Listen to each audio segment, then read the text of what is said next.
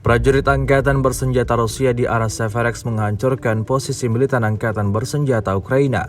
Rekamannya ramai beredar di media sosial Telegram pada Jumat 17 Februari 2023. Di tengah salju yang turun dengan begitu kencangnya, tak menghalangi militer Rusia untuk menjeda waktu penyerangan.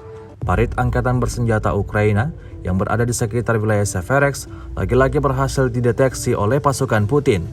Tak ingin menyia-nyiakan kesempatan, pasukan Rusia langsung melemparkan rentetan granat tepat ke dalam lubang persembunyian tentara Ukraina. Terhitung, sebanyak 5 kali granat mematikan dilemparkan hingga memporak-porandakan parit pasukan Zelensky seperti yang terlihat dalam rekaman.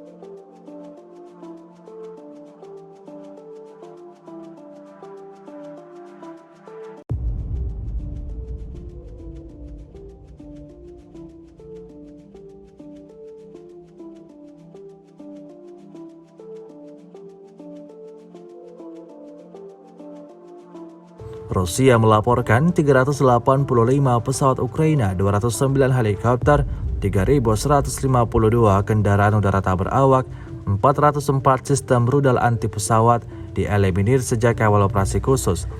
Sementara itu dari kubu Kiev, Kementerian Pertahanan Ukraina melaporkan 690 tentara Rusia dieliminir dalam sehari terakhir.